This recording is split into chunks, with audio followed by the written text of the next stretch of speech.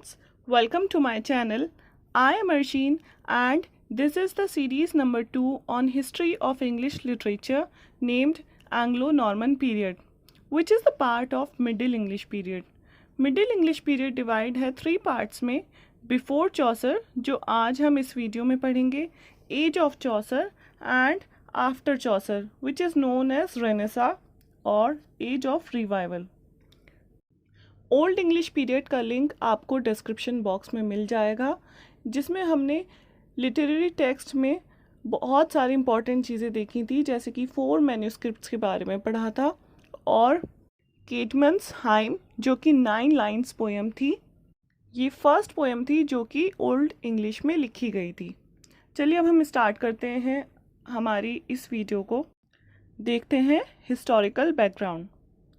1066 में Duke of Normandy, जिनका नाम विलियम द कॉन्करर था, उन्होंने इंग्लैंड के किंग हैरोल्ड को बैटल ऑफ हेस्टिंग्स में हरा दिया था। यहाँ से ऑलमोस्ट 200 साल तक इंग्लैंड पर फ्रांस ने रूल किया था। यहाँ पर हमारा ओल्ड इंग्लिश पीरियड ख़त्म हुआ था और स्टार्ट हुआ था एंग्लो नॉर्मन पीरियड, क्योंकि अब ओल्ड इंग्लिश लैंग्वेज में फ्रेंच वर्ड्स भी ऐड होने वाले थे। और उसके बाद से इंग्लैंड विलियम फर्स्ट के अंडर आ गया था। इसको हम एंग्लो नॉर्मन पीरियड भी कह सकते हैं और एंग्लो फ्रेंच पीरियड भी कह सकते हैं, क्योंकि जो रूलर्स थे उनकी ऑफिशियल लैंग्वेज फ्रेंच थी और जो इंग्लैंड के नेटिव पीपल थे उनकी लैंग्वेज ओल्ड इंग्लिश थी। इन दोनों ही लैंग्वेज को अगर हम मिला दें तो एक बीच की लैंग्वेज निकल के आई थी, जिसकी वजह से हम इसको मिडिल इंग्लिश पीरियड कहते हैं। Second important thing is establishment of Cambridge University and Oxford University। चलिए देखते हैं इतनी इम्पॉर्टेंट यूनिवर्सिटीज़ की इस्टेब्लिशमेंट उस टाइम पर किस तरह हुई थी, क्योंकि उस टाइम पर जो पोप्स एंड क्लर्जीमैन होते थे वो ही लोगों को एजुकेट करते थे, और अगर वो लोग पढ़ाएंगे तो जाहिर है रिलीजियस टेक्स्ट के बारे में ही नॉलेज देंगे। लेकिन उस टाइम क्या हुआ, 1095 में पोप अर्बन II ने पूरे यूरोप के क्लर्जीमैन एंड पोप्स को एक कर दिया और उनको यरूशलेम जो कि मिडिल ईस्ट में मुसलमानों के अंडर था उसको वापस लेने के लिए बोला। तो इस वॉर को क्रूसेड्स कहा जाता है। ये होली वॉर थी और जो भी इस वॉर में हिस्सा लेगा, जो भी नाइट्स होते थे, उनको क्रूसेडर्स कहा जाता है। और उनका जो ड्रेस कोड था वो एक क्रॉस सिंबल था जो कि उनकी ड्रेस पर प्रिंट हुआ था। तो उससे लगता था कि ये लोग होली लैंड के लिए फ़ाइट करने जा रहे हैं। इन पोप्स एंड क्रूसेडर्स का मानना था कि जो भी इस वॉर में हिस्सा लेगा वो सारे गुनाहों से पाक हो जाएगा। टोटल 8 क्रूसेड्स लड़ी गई थी उस टाइम पर, और इसके जो साइड इफ़ेक्ट्स थे वो ये थे कि उस टाइम पर बहुत ज़्यादा ब्लडशेड हो चुका था और फाइनेंशियली भी नुकसान हुआ था यूरोप को। लेकिन जो पॉजिटिव एस्पेक्ट्स थे इन क्रूसेड्स के वो ये थे कि जब पूरे यूरोप के क्रूसेडर्स इकट्ठा हुए तो एक्सचेंज ऑफ मैन्यूस्क्रिप्ट्स हुआ, यानी हर कंट्री की मिथ्स एंड नॉलेज एक दूसरे के साथ शेयर हुई और एंशियंट ग्रीक की मैथमेटिक्स, फिलॉसफीज़, साइंस, एस्ट्रोनॉमीज़, इन सब का इंट्रोडक्शन हुआ।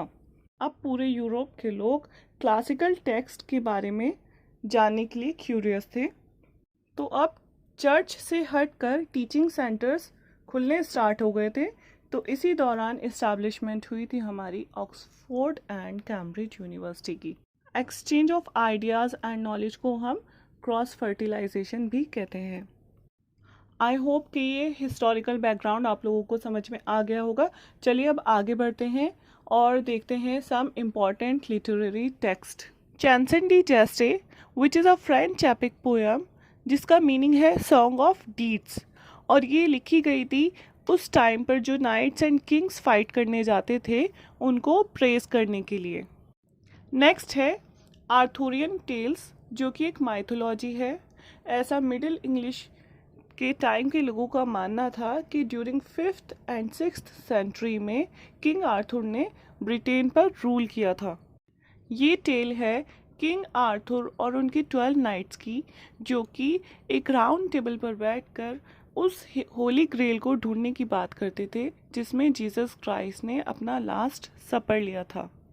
इसको बहुत सारे राइटर्स ने लिखा था उस टाइम पर। सबसे पहले है जोफ्रे ऑफ मॉनमॉथ, जिन्होंने लिखी थी Historia Regum Britain, Wace Arthurian chronicles and Layamon's Brut. Next है Pearl poem which is anonymous.